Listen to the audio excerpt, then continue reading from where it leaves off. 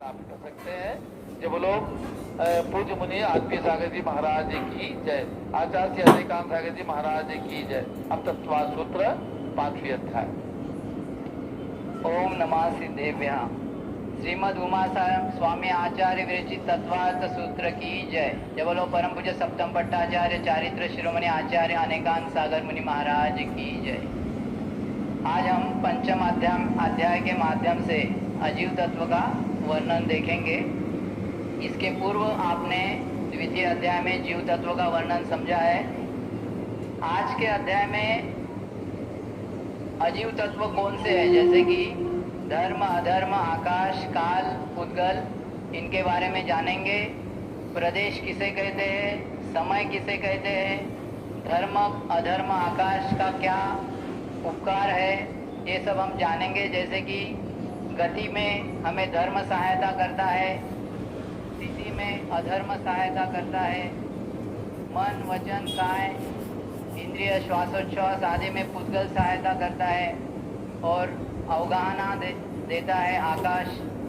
तो ये सब चीज़ें हम जानेंगे। एक एक सूत्र हम पढ़ेंगे और उसका अर्थ समझेंगे। अजीव काया धर्माधर्मा का आकाश पुद्गला।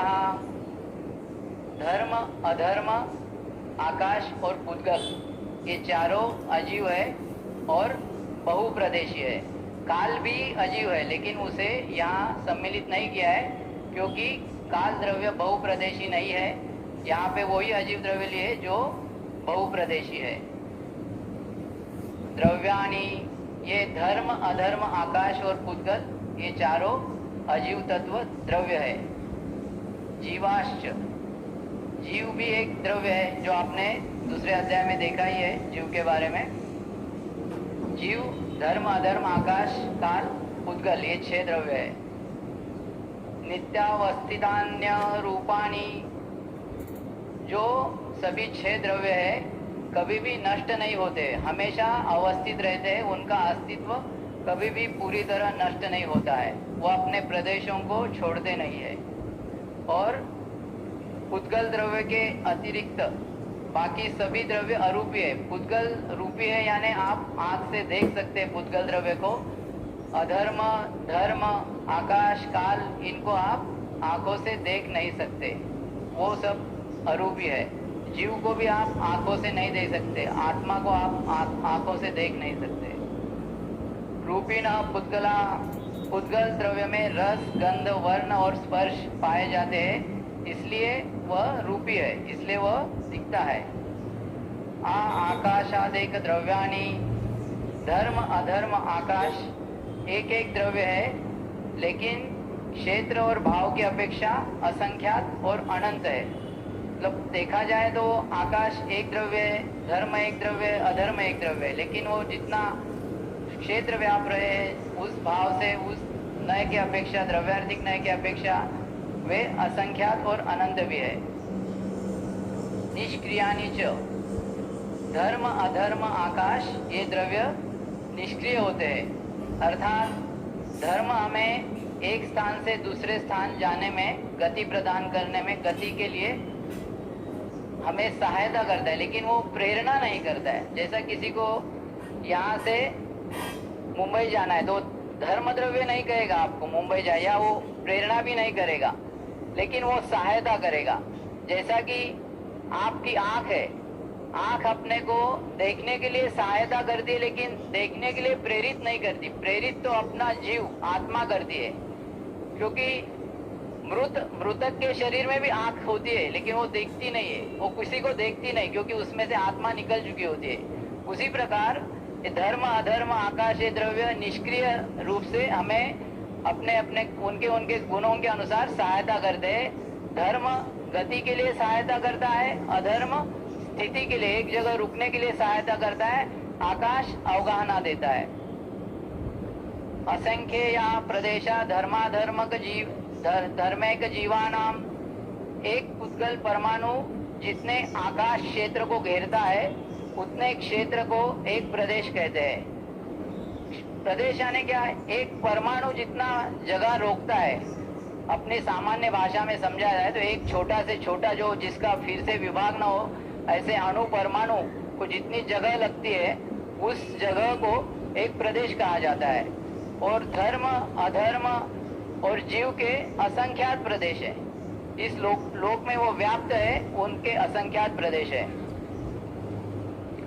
आकाशस्यानंताः, आकाश द्रव्य के प्रदेश अनंत है। आकाश में लोकाकाश और अलोकाकाश दोनों का अंतर्भाव होता है। उसमें लोकाकाश प्रदेश, लोकाकाश के प्रदेश जिसमें हम लोग रहते हैं, हम लोग जिसके अंदर रह सकते, उसके बाहर कोई भी नहीं जा सकता, उस लोकाकाश में असंख्यात प्रदेश होते हैं और पूरे आकाश द्रव्य में अनंत प्रदेश होते हैं। संख्या संख्याश्च पुद्गलानाम, पुद्गल द्रव्य के संख्यात, असंख्यात और अनंत प्रदेश होते हैं। किसी पुद्गल द्रव्य में संख्यात प्रदेश, किसी में असंख्यात और किसी में अनंत होते हैं। नानो, परमाणु सबसे छोटा है, उसके प्रदेश के भेद नहीं हो सकते। जैसा कि मैंने बताया, परमाणु यानी उतनी उसकी क्षमता है कि उसका फिर से भेद नहीं होगा। किसी पुद्गल को या किसी द्रव्य को आप ले लो और उसके भेद करते करते जाइए और एक स्थिति ऐसी आएगी कि उसके बाद उसका कोई प्रभेद नहीं होगा। तो वो सूक्ष्म से सूक्ष्म जो होता है उसे परमाणु कहते हैं और वो एक प्रदेशी होता है, क्योंकि प्रदेश की व्याख्या ही ये है कि एक परमाणु को जितना स्थान लगता है उसे एक प्रदेश कहते हैं। लोकाकाशे व गाह, ऊपर कहे गए समस्त द्रव्यों का स्थान लोकाकाश है। धर्म, अधर्म, आकाश, इन सभी द्रव्यों का स्थान, ये सब कहाँ रहते हैं? जीव, ये सभी लोकाकाश में रहते हैं। धर्मा धर्मयो कृष्णे, जैसे तिल में तेल व्याप्त है वैसे ही समस्त लोकाकाश में धर्म और अधर्म द्रव्य व्याप्त है। इसमें अवगाहन गुण होने से परस्पर में व्याघात नहीं होता। मतलब ये धर्म अधर्म ये दोनों भी और सभी जीव भी इसी लोकाकाश में रहते हैं, लेकिन उसमें परस्पर में अवगाहन शक्ति होने से आपस में उनका टकराव नहीं। धर्म अपना कार्य करते रहता है, अधर्म अपना कार्य करते रहता है और आकाश अपना कार्य करते रहता है, काल अपना कार्य करते रहता है। उसमें आपस में कोई बाधा नहीं होती। एक प्रदेशादिशु भाज्य पुद्गलानाम, पुद्गल द्रव्य का स्थान लोकाकाश के एक प्रदेश से लेकर असंख्यात प्रदेशी तक यथा योग्य होता है। जैसा कि पहले बताया कि पुद्गल द्रव्य सूक्ष्म भी हो सकता है और असंख्यात प्रदेशी, अनंत प्रदेशी भी हो सकता है। असंख्येय भागादिशु जीवानाम, लोकाकाश के असंख्यातवें भाग से लेकर संपूर्ण लोकाकाश तक जीवों का रहना होता है। एक ही जीव सारे लोक में समुद्घात के समय व्याप्त हो सकता है। इसमें कहा है कि एक जीव पूर्ण लोकाकाश भी व्याप्त कर सकता है, वो लोकाकाश में कहीं पे भी रह सकता है। जैसे कि कोई जीव चींटी का रूप धारण कर ले, चींटी का जन्म धारण कर ले, तो वो पूरे उसके शरीर के प्रदेश उस चींटी में व्याप्त हो जाते हैं, इतने छोटे हो जाते हैं। और वही जीव अगर हाथी बन जाता है तो हाथी जितने शरीर में उसके प्रदेश समा जाते हैं। और वही जीव अगर केवल ज्ञान के समय या किसी और समय समुद्घात करता है तो समुद्घात में पूर्ण लोकाकाश में उसके शरीर के, उसके जीव के प्रदेश व्याप्त हो जाते हैं। तो ये उसकी एक प्रकार की विशेषता है। लोकाकाश के एक ही जीव सारे लोक में समुद्घात के समय व्याप्त हो सकता है। प्रदेश संहार विसर्पाभ्याम प्रदीपवत, अब ये कहते हैं कि असंख्यात प्रदेशी जीव के प्रदेश वो संकोच और विस्तार दोनों कर सकते हैं। जैसे किसी दीपक को आपने एक छोटे से घड़े में रख दिया तो वो पूरा प्रकाश वो घड़े में व्याप्त हो जाएगा, और उसी दीपक को अगर इस हॉल में रख दिया तो इस हॉल में उसका प्रकाश व्याप्त हो जाएगा। तो ऐसी ये असंख्यात प्रदेशी जीव की विशेषता है जो विस्तारित भी होता है और संकुचित भी हो जाता है दीपक के प्रकाश के वक्त। गति स्थित्युपग्रहो धर्माधर्म योरुपकार, जीवों और पुद्गलों को गमन करने में सहायता देना धर्म द्रव्य का और ठहरने में सहायता देना अधर्म द्रव्य का उपकार है। अभी जो अपन द्रव्य देख रहे हैं उन सबका क्या क्या उपकार है, उनकी क्या उपयोगिता है इस लोक में, किस लिए वो कार्यरत है, ये अभी बताते हैं। जैसा अपन ने पहले देखा कि धर्म द्रव्य का काम है गमन करने में सहायता करना और अधर्म द्रव्य का काम है ठहरने में सहायता करना। जैसे पेड़ की छाया है, तो छाया किसी को प्रेरणा नहीं देती कि आओ भाई आप रुक जाइए, लेकिन वो सहायता करती है, उसमें रुकने के लिए सहायता करती है। जिसको रुकना है वो वहाँ रुक सकता है। इसी प्रकार अधर्म द्रव्य भी ठहरने में सहायता देता है, प्रेरणा नहीं करता है। सभी द्रव्य निष्क्रिय होते हैं। आकाशस्यावगाह, समस्त द्रव्यों को अवकाश देना आकाश का उपकार है। मतलब सभी द्रव्यों को ठहरने के लिए जगह देना ये आकाश का उपकार है। आकाश मतलब जो अपने को गगन दिखता है, जिसे हम लोक भाषा में आकाश कहते हैं, वो नहीं। यहाँ आकाश का मतलब है स्पेस, जो पूरी जगह व्याप्त है, जहाँ हर चीज रखी हुई है। बाकी पुद्गल द्रव्य जहाँ रखे हुए, जीव जहाँ विचरण कर रहे हैं, पूरी जगह को, इस स्पेस को आकाश कहते हैं। पुद्गल द्रव्य का क्या उपकार है? शरीर वांगमना प्राणापाना पुद्गलानाम, शरीर वचन मन श्वासोच्छ्वास आदि पुद्गल द्रव्य के उपकार है। पुद्गल द्रव्य से ही अपने को जो शरीर प्राप्त हुआ है, वचन शक्ति, मन शक्ति, जो श्वासोच्छ्वास लेना, ये सभी पुद्गल के सहायता से ही होता है। केवल आत्मा ये सब नहीं करता है। सिद्धों को कोई शरीर नहीं होता है, सिद्ध कुछ बोलते नहीं है ना, उनको जो मन हमारे पास है वैसा मन भी उनके पास नहीं होता है। तो ये सब पुद्गल द्रव्य का उपकार है। सुख दुख जीवित मरणोपग्रहाश्च, इंद्रियजन्य सुख दुख जीवन और मरण, ये सभी पुद्गल द्रव्य के उपकार है। और फिर जीव द्रव्य का क्या उपकार है, उसकी क्या महत्वता है? परस्परोपग्रह जीवानाम, जीव जो है परस्पर में उपकार करते हैं, जैसे पिता पुत्र, गुरु शिष्य आदि। काल द्रव्य का क्या उपकार है? काल द्रव्य किस तरीके से अपना उपकार करता है? तो वर्तना परिणाम क्रिया परत्वा परत्वे च कालस्य, यानी वर्तना परिणाम क्रिया परत्व और अपरत्वे काल द्रव्य के उपकार है।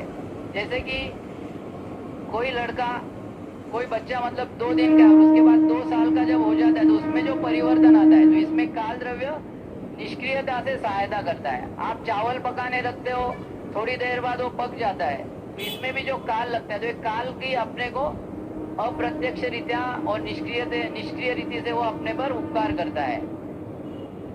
स्पर्श रस गंध वर्ण वंत पुद्गला, पुद्गल के लक्षण कौन से अब ये बताते हैं।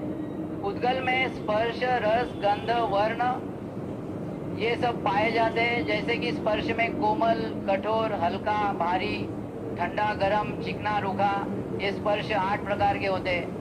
रस यानी खट्टा, मीठा, कड़वा, कषायला, चरपरा, ये रस होते हैं। और गंध यानी सुगंध, दुर्गंध। वर्ण 5 होते हैं, काला, नीला, पीला, लाल, सफेद। तो इस प्रकार इनके असंख्यात संख्यात अनंत भेद हो सकते हैं उत्तर भेद के द्वारा, इन लक्षणों से। फिर पुद्गल की कितनी पर्याय होती है? शब्द बंध सूक्ष्म स्थौल्य संस्थान भेद तम छाया तपोद्योत वंतश्च। पुद्गल द्रव्य में शब्द बंध सूक्ष्मता स्थौल्य संस्थान भेद, उसके बाद तम छाया आतप उद्योत, इस प्रकार 10 प्रकार के पर्याय होती है। ये सभी पर्याय के वजह से ही इसके असंख्यात भेद हो जाते हैं। पुद्गल के कितने भेद है? अनव स्कंदाश्च, स्थूल रूप में पुद्गल द्रव्य के 2 भेद भी कहे जा सकते हैं, अणु और स्कंद। स्कंद यानी अणु यानी एक परमाणु, और स्कंद यानी जो एक से ज्यादा अणु के जिसमें होते हैं उसे स्कंद कहते हैं। भेद संघातेभ्य उत्पद्यन्ते, स्कंदों की उत्पत्ति भेद, स्कंद कैसा बनते, तो उसकी उत्पत्ति भेद और संघात दोनों से होती है। जैसे खीरा है, खीरा एक स्कंद है, उसके 2 टुकड़े कर दो तो 2 स्कंद बन जाएंगे। और ये हो गया भेद से स्कंद बनना। और संघात से मतलब संगठन से भी स्कंद बनता है। जैसे आपने बूंदी के लड्डू बना दे, बूंदी के कई बूंदियां मिला के एक लड्डू बना दिया संगठन से, वो एक स्कंद बन गया। अणु की उत्पत्ति कैसे होती है? परमाणु की भेदाद अणु, परमाणु की उत्पत्ति किसी स्कंद के परमाणु पर्यंत भेद करने से होती है। जैसा खीरा को आप काटते जाओ, एक स्थिति ऐसी आएगी कि उसका कोई भेद ही नहीं होगा, तो वो सबसे सूक्ष्म जो होता है उसे परमाणु कहते हैं, उसे ही अणु कहते हैं। भेद संघाताभ्याम चाक्षुष, आंखों से देखने योग्य स्कंध भेद और संघात दोनों से ही उत्पन्न होता है, अकेले भेद से नहीं। जैसा कि मैंने कहा अभी संगठन से भी स्कंध बनता है और भेद से भी बनता है। सद्रव्य लक्षणम, द्रव्य का लक्षण सत है, अर्थात जो अस्तित्व में है वह द्रव्य है। द्रव्य का क्या लक्षण है? जो अस्तित्व में है, जो अस्तित्व है ही नहीं उस चीज का, उसे हम द्रव्य कह ही नहीं सकते। द्रव्य का मेन लक्षण है अस्तित्व, सत। उत्पाद व्यय द्रव्य युक्तम सत, जिसका उत्पाद हो यानी उत्पत्ति हो, जिसका व्यय यानी विनाश हो, और जिसका द्रव्य यानी जो उसका स्वभाव है वो परमानेंट रहे उस सभी अवस्था में, उसे सत कहते हैं। जैसा कि सोना है, सोने की चूड़ी है, उसको अगर आप गला के हार बना देते हो तो हार का उत्पाद हो गया और चूड़ी का विनाश हो गया। और जो सोने का मूल गुणधर्म है, उसकी चमक है, वो उसमें कायम रहता है, चाहे आप चूड़ी बनाओ या हार बनाओ, तो उसे द्रव्य कहते हैं। तो ये उत्पाद व्यय और द्रव्य, ये तीनों ही गुण उसमें विद्यमान होते हैं, उसे सत कहते हैं। सद्भावाव्ययम नित्यम अनर्पित कहते हैं, जिसका कथन न किया जा सके। इस कथन भेद से ही द्रव्य में नित्यत्व और अनित्यत्व आदि अनेक धर्म रहते हैं। अतः अपेक्षा अर्पिता नार्पित सिद्धे, अर्पिता नार्पित सिद्धे, अर्पित कहते हैं कथन करने को, और अनर्पित कहते हैं जिसका कथन न किया जा सके। इस कथन भेद से ही द्रव्य में नित्यत्व और अनित्यत्व आदि अनेक धर्म रहते हैं। अतः अपेक्षा भेद से एक ही वस्तु में अनेक धर्म रहने में कोई विरोध नहीं है। द्रव्य नित्य भी है, यहाँ कह रहे द्रव्य नित्य भी है और अनित्य भी है। जैसा आप जीव को देखो, पर्यायार्थिक न्याय की अपेक्षा से कोई मनुष्य है, उसका मरण होने के बाद वो देव बन जाता है, तो पर्यायार्थिक न्याय की अपेक्षा से वो अनित्य है। पहले मनुष्य था, अब देव बन गया। और अगर आप निश्चय न्याय से देखें तो आत्मा जो मनुष्य के रूप में था और देव के रूप में था, तो भी आत्मा तो आत्मा वही का वही है, उस अपेक्षा से वो नित्य है। तो किसी अपेक्षा से द्रव्य नित्य है, किसी अपेक्षा से अनित्य भी है। स्निग्ध रुक्षत्वात् बंध, परमाणुओं का स्निग्धत्व यानी चिकनापन और रूखापन परस्पर में जुड़कर उनके स्कंद रूप बनने में कारण होता है।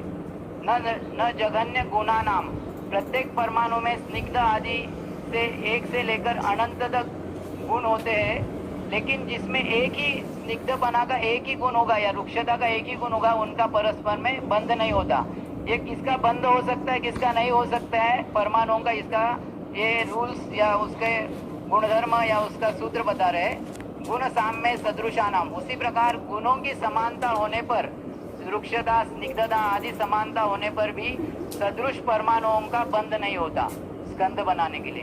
द्वैधिकादि गुणानाम तु, दो गुण अधिक होने पर समान और असमान जाति वाले परमाणुओं का परस्पर में बंध होता है, उसका स्कंद बन सकता है। बंधेधिको पारिणामिको च, बंध में अधिक गुण वाले परमाणु कम गुण वाले परमाणुओं को अपने में परिणत कर लेते हैं। देखिए ये सभी सूत्र आज के जमाने में जो परमाणु बम या ये जो बना है, उसमें ये सभी गुणधर्मों का उपयोग उन लोगों ने, वैज्ञानिकों ने किया है, जो भी अपने धर्म का ही सार लेके उन लोगों ने सब इस पे रिसर्च किया है। बात यह है कि अपना धर्म तो अहिंसा प्रिय, उन लोगों ने उसका हिंसा के लिए उपयोग किया है। गुण पर्याय व द्रव्यम, द्रव्य का लक्षण क्या है? तो गुण और पर्याय जिसमें पाई जाए उसे द्रव्य कहते हैं। कालस्य, काल भी द्रव्य, अभी काल द्रव्य का ये यहाँ विवेचन करते हैं। सो अनंत समय, यह काल द्रव्य अनंत समय वाला है। काल द्रव्य की सबसे मतलब ये अनंत समय वाला है, एक समय से लेके अनंत समय तक काल रह सकता है। और समय किसे कहते हैं? तो मंद गति से चलने वाला उद्गल परमाणु, आकाश के एक प्रदेश से दूसरे प्रदेश